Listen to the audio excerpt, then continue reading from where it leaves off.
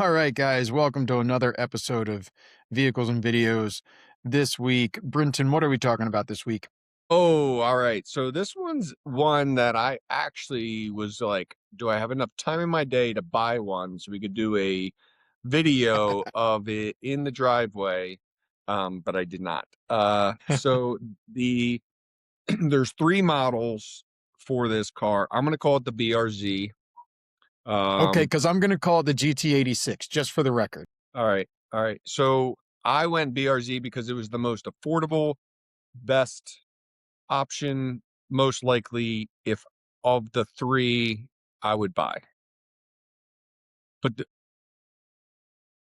hold on, pause, edit Yep, this. Emma pause. is chewing a Time out. bone very loud right here. Is it I coming got a up in filter your? for that. I got a filter for that. All right, it is literally like chalkboard right now. If you want me to move her, let me know. Yeah, I don't know. Well, one thing is, it looks like your camera is super pixelated. Was it? On my screen it's not, but you tell me. I'm monitoring on both my screens. It is super pixelated. What's up, Randy Bailey? How are you? All right. Well, let me get Emma in the other room. Yeah. Like, you look fine, I look fine. I don't think there's. Should I do an internet speed test real quick?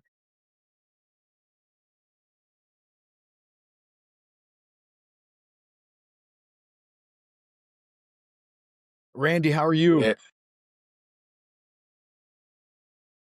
We're talking about the Toyota GT86, which is also the Scion FRS, which is also the Subaru BRZ. Good. That's my brother. Or he might be over there. Yeah. For me, he's I over can't there. see you guys because I'm doing something else. Hold on. Yeah. He's doing a speed test. No, He's doing it's speed. telling my upload and download is like literally in like the upper end echelon. So I don't think that's the issue. All right. Maybe it's just I'm like green we all do. across. I'll be honest, I don't know what the numbers mean. I'm not a tech guy, but So I was not at the low. I was like almost like 7,000 RPM. Yeah. so at one point, my brother and I were standing in a lift line. We were both snowboarding, and a friend of mine turns around and goes, "Whoa, are you two brothers?" We're like, "Yeah, we are." He's like, "No way." He's like, "You guys have the same beard." Yeah. Yeah. Well, I was gonna shave my beard off the other day. Uh, Huh? but Well, tell I me don't when know. you do so I can do the same thing. Tell me. So, right. Why? I don't know. I do Then we like can look. growing it out for the winter. I don't know why. Yeah. Yeah, I don't I have no I don't I just grow it and then I stop and then I do it again and then I do the same thing. I just randomly will yeah. wake up and just be done with it, and then I'll just randomly let it grow. Yeah. All right, so you're saying the BRZ is the cheaper of the three options. It's the best. It's the one that I would buy out of it. Yeah. So So, so I in researching this, basically Toyota came up with the chassis and Subaru came up with the motor, right? And that's why there's this weird well, like Toyota Subaru. What's that? yeah. So it is a 100. It's a joint venture. So it's like the Right. engine was already there, from Subaru, with some tweaks for the platform. Um, there were some early years that had some issues and different things, but all that was well documented, and it's like it shouldn't be an issue for any current buyer. Well, yeah, I mean there was 400,000 motors that were that had issues. And is that even a big number? I don't know, because like, I mean I don't know how many sales there were, but that seems pretty big. yeah, they were extending warranties and they were doing things for the early years, and most people got the either an engine or it fixed, as far as my quick research. So, don't buy an early year, which I wouldn't do anyway, um, because the price point isn't that much different. So just get the spend two, three, $2,000 or $3,000 more and get a nicer, lower mileage car because the price difference is not that much. Well, Yeah. and so what's interesting is when we first brought this up, when we did our top 10, you said you were thinking something along like the lines of a salvage title and you know, used. So now you're talking more money, proper title. Well, so here's the thing, but then say I will say I if I get rid of all my cars, Mm-hmm.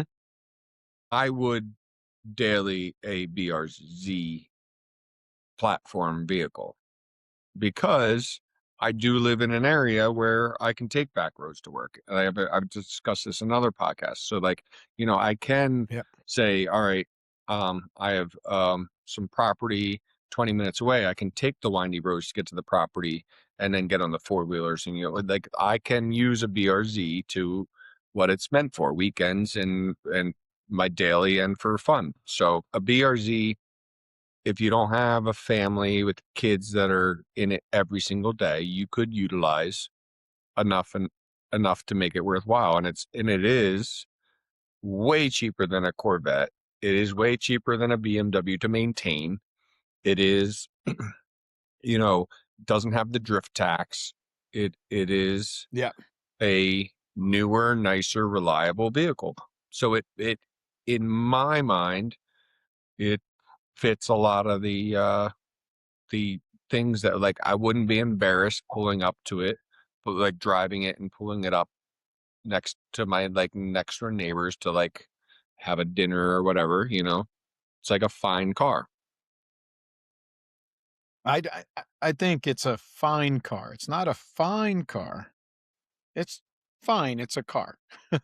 Yeah, no, you're um, pulling up with like a 911 GT3 and everybody's coming out and looking at it. You're yeah. pulling up with a car that's fine. Yeah.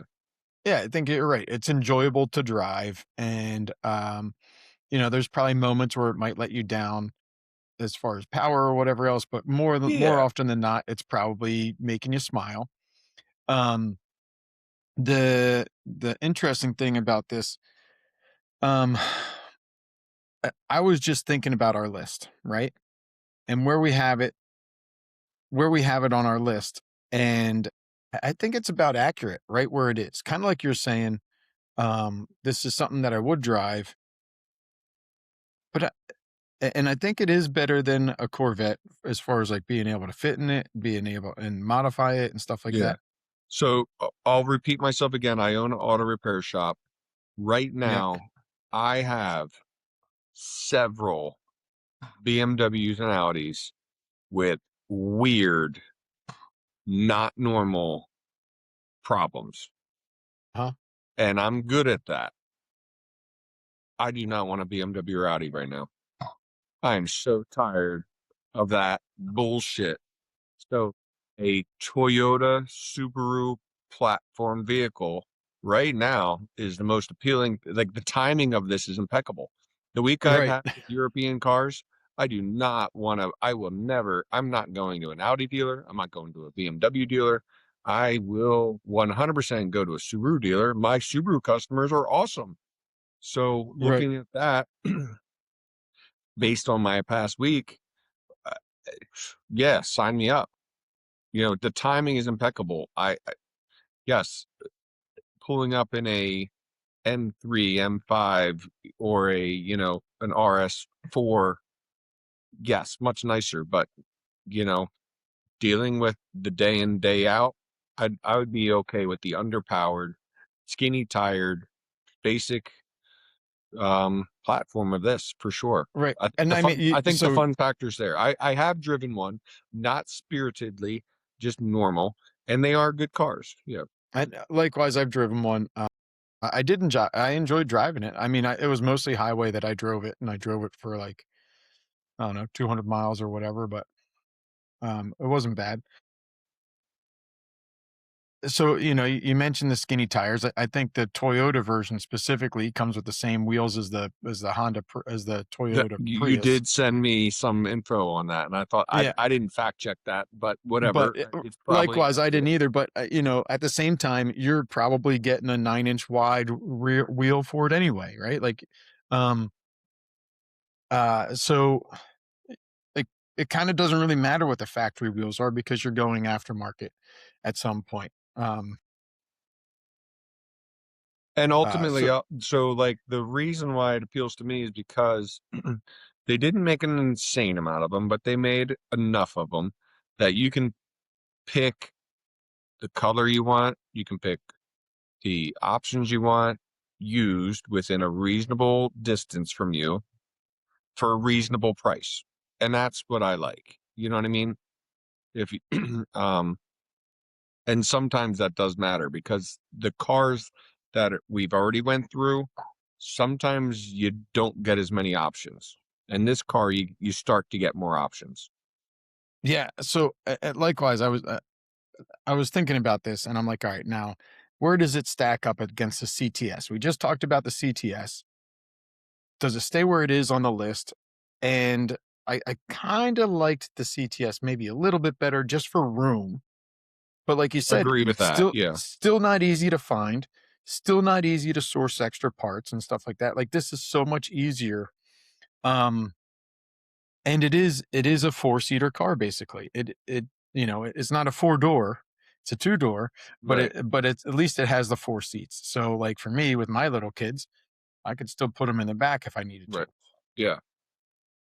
Agree. If you You have know, a family situation where you have one kid or that's not in a car seat, because a car seat would not work. So they have to be in that prime age of post car seat, pre growth spurt.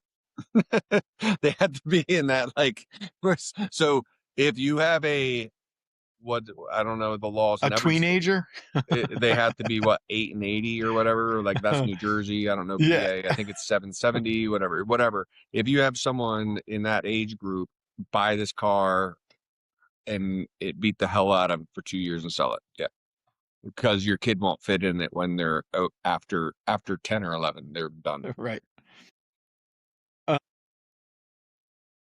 yeah, so a little bit of what I found though is the torque curve is a little flat. I'm not sure if you've come across that or you even remember that when you drove So it. Um, I'm I didn't kind of drive it curious. hard enough to notice. Yeah. Yeah, I'm kind of curious how that would affect the drift aspect of it because I mean, really, you kind of you're probably in second gear, maybe touching third, right? Um, So well, and can I? go I'll ahead. interject here Yeah, real quick. If you remember from this is on the video you sent me, and they showed up the dynograph. I don't know if we can pull up like a quick BRZ let me see. dynograph so you can see it. But there's a dip mid RPM, um, and long story short, daily driving there has been reports of people saying it's hard to daily drive this car. But drifting or racing, you're well above that RPM level. So in a racing environment, you're not going to notice that dip. Now, traffic light to traffic light, you are going to notice it. And I I don't remember feeling it. I wasn't driving the car hard enough to notice. So Yeah, um, like you're saying in the video, just for those you mentioned the video we were watching, a guy was test driving the vehicle. He shifted from like third to fourth, and there like the power just it was almost like turbo lag, but there was no turbo. yeah. Um, and that was the problem that he had. So here is I brought it up really quick, the dyno chart, and you can see Yep, here there you go. That big around dip. about 4,000 RPMs, that big dip, but it's overall it's still kind of flat. Yeah. I don't remember the red line on this. It looks like the torque really peaks off around this 3,500 or 3,300. So you're looking at maybe like a 7,000 RPM red line, and that looks like it's peak horsepower anyway, right? Yeah. Yeah. let's bring up. So that huge, weird, random dip is such a, in my mind, as an engineer, as like a whatever, why would they let that fly? I don't know. Because the daily driver aspect, you're going to notice that. But as a high revving race situation, you're well past that, and your shift points don't even matter. And you, like you said, for what we're going to be using it for, you're going to be well beyond that um, RPM anyway. So it's a non-issue. Yeah. It it did seem like if you were to replace the exhaust manifolds with headers, that seemed to help the torque curve a little bit. Okay. I didn't do Um, it in the research because in my mind I was like, well, it's not yeah, even. I mean, Yeah. and even at that, it only changed the foot-pound torques of like by like 14 or something silly. So I'm not even entirely sure that headers are worth the money for the amount of torque that they change. But that did seem like that was one way to improve it. Um, Obviously, you could always throw a turbocharger on it, but there's not a lot of room in the engine bay. Um, Yeah. It does sit low, which is a pro as far as weight distribution and like handling aspects. yeah, Uh, I think it's almost a 50-50 balance. It's everything yeah. that I've heard and read. I didn't hear an exact spec, but everything is that it's balanced really well. Yeah. So the thing that comes to my mind is on the cars that we've looked at so far. Um, the price point always seemed like, man, you're paying a lot for this. Now, this car is the first car that I do feel like I've found cars that I was like, you're only paying this for that?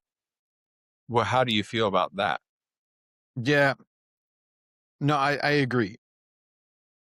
This definitely seemed a lot more affordable.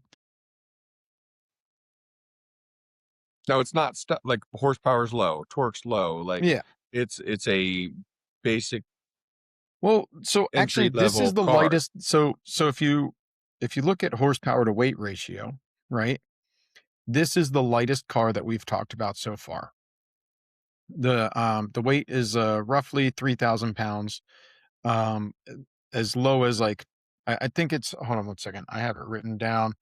The weight is it's between 2,600 and 2,800 pounds. So almost 1,000 pounds lighter than any other car that we've talked about so far. That Oddly so oddly I have enough, a toy hauler, which is like a RV that's yeah. meant for like dirt bikes and quads that Uh-huh. can actually hold this car, That's awesome. which is amazing. Yeah. So it's like that's how lightweight the car is. Yeah. So yeah. So and when you talk about horsepower, I mean it still has, they gave what I found was a range of 197 to 205 at 7,000 RPMs, but almost every car we've talked about has been in that 200-ish horsepower range, right? So like I don't think we've hit really 250. Oh well, I guess there was the CTS that was 400 horsepower, right? But um so when you're talking about 1,000 pounds lighter in the car already, and we haven't done anything to reduce weight, right? Like if you talk about fair's fair and you're going to take out the passenger seat and take out the rear seats and take out all the trim and whatever else, right? Then at that point, you've taken roughly the same amount of weight out of any car anyway, right? Uh-huh. So Yep. you're still at you're still at uh, you know, roughly 1,000 pounds lighter than anything else that we've looked at. Yep. Yeah. No, I like I said, this particular vehicle was the closest that I was like, I could picture it in my driveway. So far, out of everything we looked at, 100%, I was like, if I found the right price, I would, I, I would figure it out. And I know I've said, all right, yeah, if you found the right price on all of the cars so far, but this one, I do think currently, I, I, I would like to see if I could find one, but to Well, we list. know that BMWs But went up on your it's list also because you because the European cars are really pissing me off right now. So yeah. No, I agree. I think that this is a good like I was really hot on the RX-8, right? And this I would say is definitely outshines the RX-8 in my head right now. Yeah. Yeah, you're getting a much newer car for basically the same price, right? Now, I I haven't looked into them enough. Like you said, the motor's probably been repaired at this point, has had that warranty issue taken care of by yeah. now. Small chance that it hasn't, then and you might have to do that. But overall, really, I think these are a little bit foolproof. The few cons that I saw from this vehicle was that I mean it's such a newer car from some of the other ones that we've been talking about that it has a lot of like traction control and ABS and stuff like that. And Well, the traction yeah. control specifically for it will stop it from drifting. So that's one thing you have to make sure that you either pull the fuse or turn off or something along those lines to make sure that the ABS and the traction control don't take over. Uh, Correct. I did saw a video, I did a little research, but based on what I researched, not in my own hands, if you pull the fuse for the ABS, you can race it. Yeah. As a safe, the brakes still work. They're just not doing the traction right. control type things. Yeah. And there's a dance. Did you see the video with the dance? Oh yeah. No, like if you don't want to go through the process of pulling the fuse, there is a Yeah. some engineer somewhere said we need to be able to put this in race mode without pulling the fuse, Yeah. and there is a video that tells you how to put it in race mode. Yeah, That you is, got to pull the handbrake 3 times, push on the brake 3 times, drop the handbrake oh 3 yeah, times, A B A push B it. select start. It was the whole thing. It Yeah, was man. Contra over and over again. Yeah. Absolutely. Yeah, man. I think it was almost as bad as Mike Tyson's Punch Out, remembering all those ABC whatevers. Oh yeah. But I mean that's kind of wild. The crazy thing is I'm pretty certain. I'm not sure if the Subaru or the FRS did this, but when you got the Toyota, you got a day on the track. That was part of the I purchase. I did also see that, which was pretty neat because Toyota and Lexus has done that with certain models over the years, which isn't super publicized, but yeah, that's that. And I think Subaru's done it with certain models too, which doesn't get publicized either, but not this model that I'm aware of. But Yeah, I yeah, was thinking I think it was the Ford Focus RS that also did that? Like there's like you said, there's a few vehicles that if you got them, you got it down the track, and then but it wasn't really widespread or well known. right, yeah. So um, I think the thing that was what I gathered from it. I don't know if you raced your own car. I couldn't confirm that it was like your own Oh car yeah, on the track. I think it was like you were optioned to go to an event to drive that car in certain environments, not your car. And I couldn't confirm nor divide nor I just couldn't figure out exactly what the situation was, but it yeah, was and so that kind of makes sense too, because a lot of times these places are like a destination kind of thing, right? Where you're going to a specific track, that maybe sometimes it's owned by the company, or maybe they just rent out like, VIR yeah, or Lime Rock or whatever right. or Glen Rock for the moment. But I kind of understand that they provide the vehicles because the last thing you want is this brand new vehicle that you're learning how to drive and you destroy it Yeah, at one of these events. insurances and I'm this sure and there's that. probably Yeah. some sort of insurance thing for, Yeah. clause or whatever for that.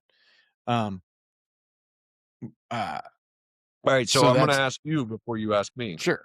Yeah, go ahead. Hit. Would you drive this car to work?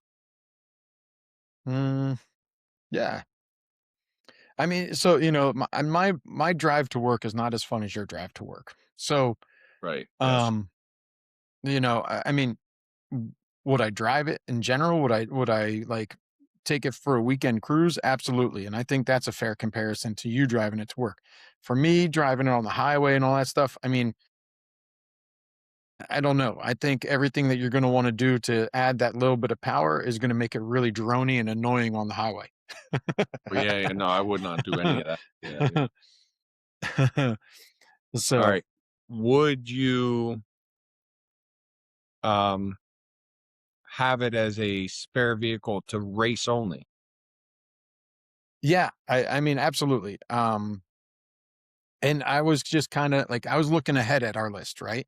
So I looked behind, and now I'm gonna talk about what we have coming up. So we Yeah. have coming up, we have, we haven't talked about a 2000s era Mustang. We haven't talked about any Yep. Mustangs. We Yeah. haven't talked about the 350Z, and we haven't talked about the BMW. Well, we know your current feelings on BMWs. Yeah. This week alone just put a hurt on that. Yeah. Sorry. Yeah. I think Bavarian this has a similar Motorworks. kind of size and everything to the 350Z, so I think that might be, like, the strongest competitor to it Right. right now, Yep. and, like, as much as I really like American muscle and want to own a Mustang, I don't know if that's really in the cards, like, and we'll find out next week when we talk about the Mustang, but I think this is has the potential of bumping ahead on the list and being that drift car. The one thing that I kinda came Should we get across a couple of matching times BRZ? Should we get matching that ones? would be cool. Like, we both get this what if we Yeah, both ended up being, like, randomly, like, on a weekend, and I bought a car and you bought a car, and we call each yeah, other, like, "Guess what?" And we had the same color, yeah. same everything. Yeah, like, that would be crazy. Yeah. Yeah. Yeah, or or, like, I get a white one and you get a black one. Yeah. Oh, yeah, yeah, yeah. Black versus white. Yeah. Yeah, something like that. Yin and Or yang. or Yeah. yeah, exactly. And we could be the Yin Yang brothers then, There you I don't know if you wanna be them.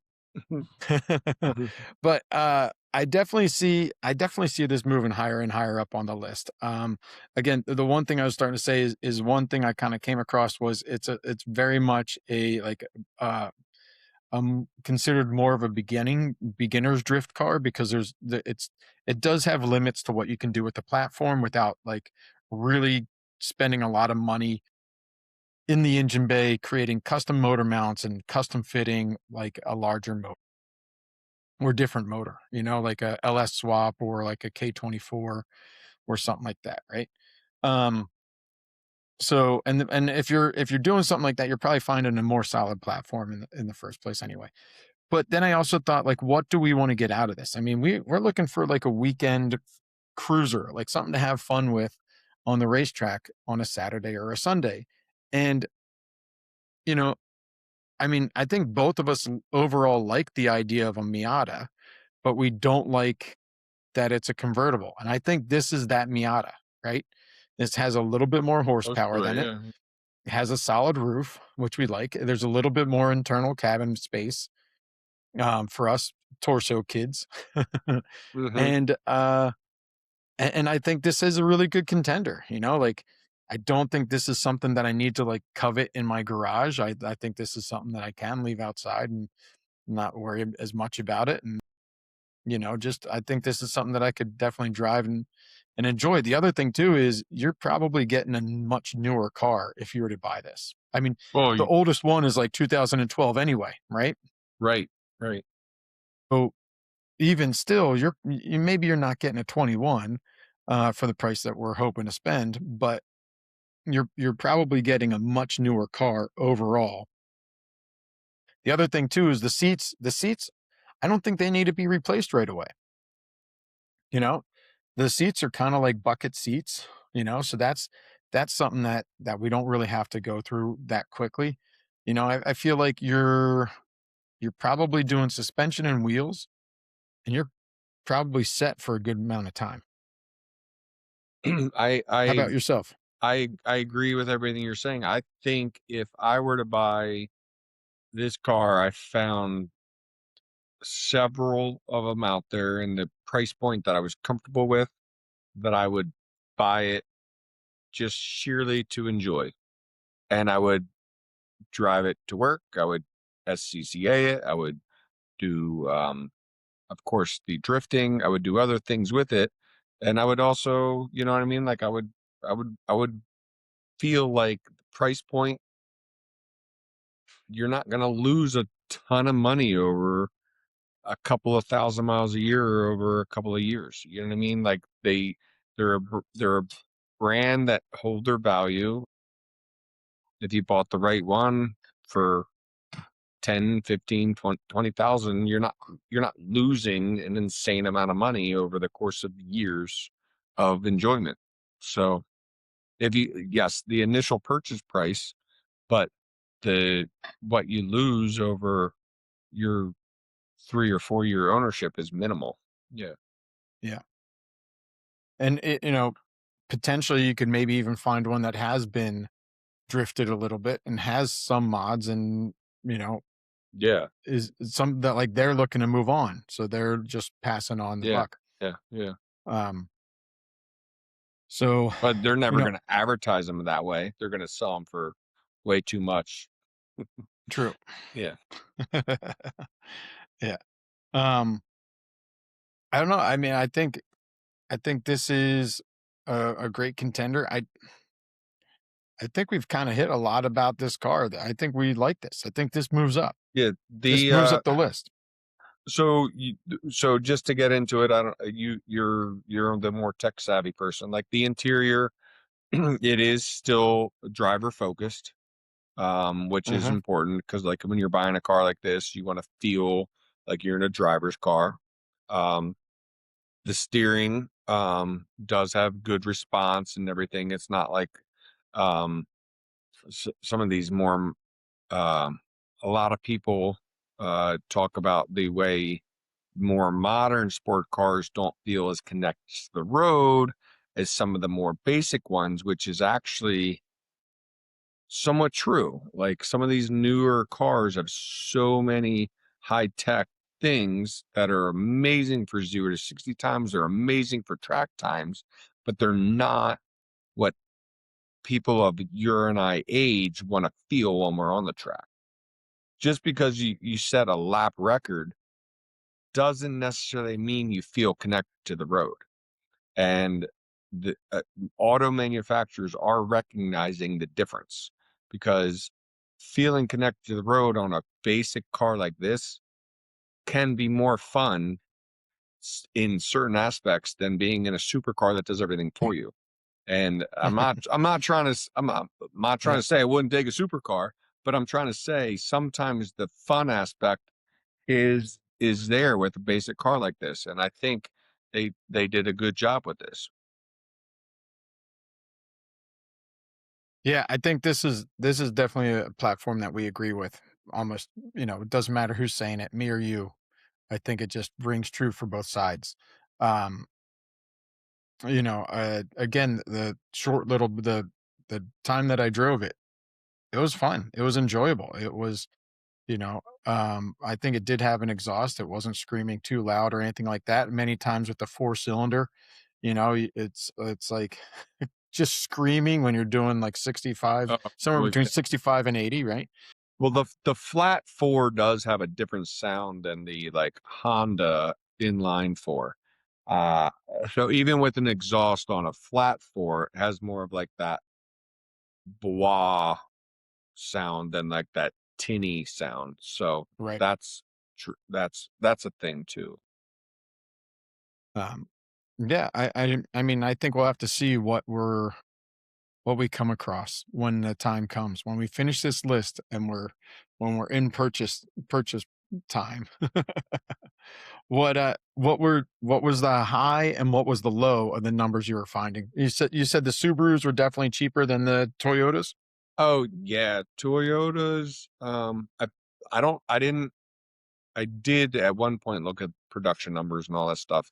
I feel like Subarus were the best value, between Scion and the Toyotas. for what I was looking for. I was particularly looking for a white manual transmission with something that I could park in my driveway and be proud of. Yeah. Um, the Subaru was definitely more options, and there were between 12 and 18,000. I found plenty of options, low mileage, 12,000. You could get, yeah, for 12,000, you could get a car that you could get in and take to your mechanic, have them do some oil changes, and maybe just make sure everything's fine and you're good to go. Right. Which is good.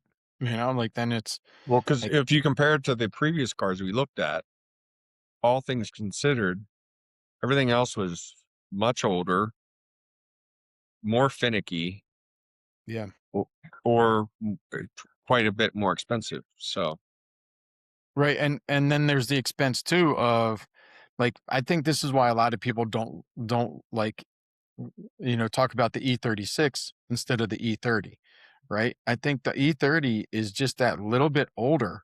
Then now you're replacing like all of the bushings, and and I think that's a lot of the cars on our list. They're 2000. I think some of them might maybe at the newest were like 2007. So you're probably going through a lot on those cars, more so than you'd really want to. And I think with this car, like you said, maybe you're spending closer to 12, but everything's newer, lower miles. You could probably drift it more or less as is, minus the ABS fuse. right. Well, yeah, I mean, and that's such an easy thing to do that it's like, Yeah, yeah. yeah. I did see one guy, he had like a little panel, like with little flip switches, which I thought was a pretty cool modification. Um, I think he also had one for like his like the secondary fan, so you could just turn that on all the time, which is Uh, probably a kind of smart idea if you're constantly on the track. But if you know you're in a high heat situation, which I think where you and I are is not that region, but yeah, but no, I mean I think this could be a lot of fun and yeah, affordable, which is the other thing, right? agree. So what Like, is I remind everybody because I don't have the paper in front of me. What's next week? oh, so next week, guys and girls, next week we are talking about, what are we talking about? We're on the BRZ. Next week we are talking about, and this depends on how you want to do this, because Okay. I said the 2000s Mustang, and then right after that your pick was any Mustang. So we could talk about specifically the 2000s Mustang, or we could talk about any Mustang. So it depends on how we want to I think we do just that. do the general blanket Mustang, just like the Hmm. general blanket BMW, because I do feel like you could make several videos of everything, but we're trying to Oh yeah. condense. So let's just go all Mustangs um next week. And knowing now that I did more research, I'm gonna dive into the Mustang, but price point wise, BRZ, I could picture my driveway. And based on what I know, the price point, people want a lot of money for these older Mustangs, and they're they're not in great condition. Well, I think like it's like a pro con, right? With the Mustang, it's one of the one of those cars that it's raced everywhere, right? So it has like a phenomenal aftermarket support, um but at the same time, because of that, it makes them potentially easy to get into, but then you have like all, you have to specialize it then from there. I don't know. Well, I will tell you because I somewhat recently have looked. The high mileage, beat up Mustangs go for a lot of money. So if you're budget conscious, looking at the age and looking at the mileage, we'll regroup next week, and we'll Yeah, determine if we might have put the BRZ one in the slot wrong in the spot. wrong direction. Yeah, yeah. Yeah, sounds good. All right. Well, I think that just about wraps it up. Did we have any other notes or comments about the BRZ? You asked Um, we ended up this week you asking me the questions. Did you feel like you answered everything too?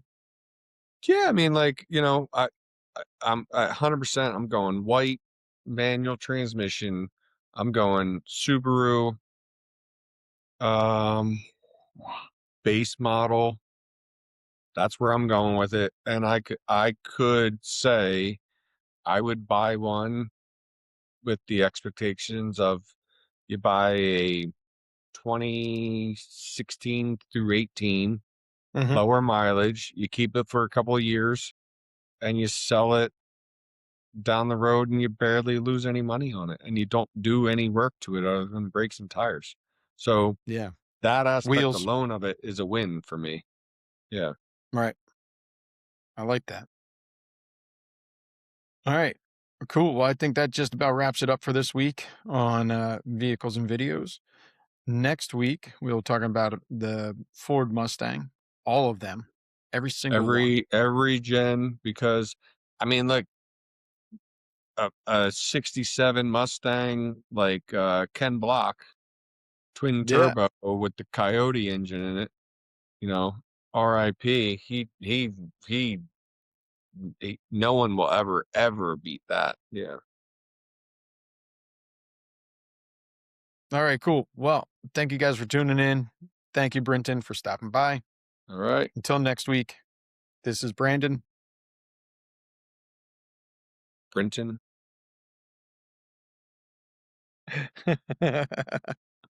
All right, guys. Thank you so much. All right.